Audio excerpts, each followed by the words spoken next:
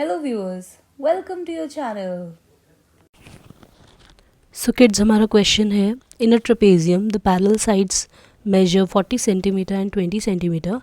Calculate the area of the trapezium if its non-parallel sides are equal and having the length of 26 cm.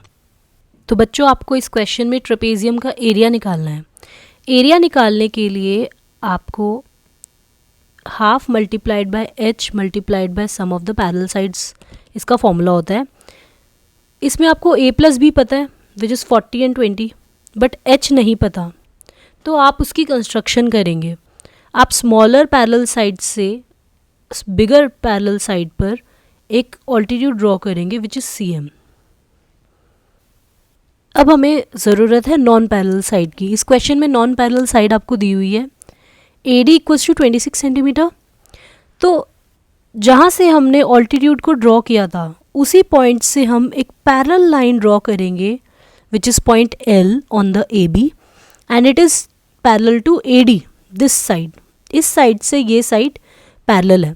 Okay, now we will assume that it is following on AB with L as its midpoint and M is the midpoint of BL.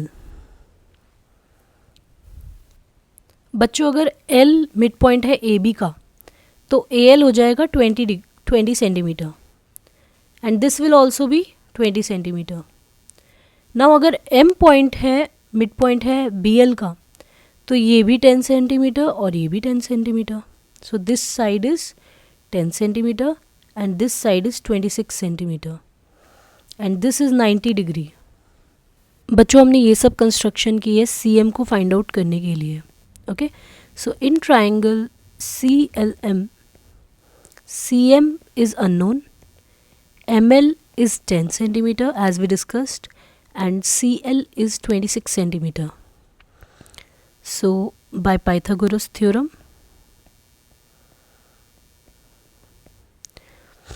or we say BPT, CL square equals to CM square plus LM square. 26 square CM square plus 10 square. CM square equals to 26 square minus 10 square. This will go here and when equation के दूसरे तरफ कोई चीज़ जाती है तो उसका plus का sign minus हो जाता है. ठीक है, so the answer will be 526 and CM will be under root 526 equals to 24 centimeter. Now area of ABCD will be half into CM into AB plus CD.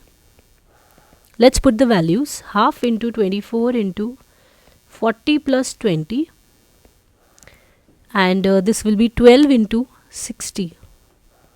This is 720. So the answer is 720 centimeters square.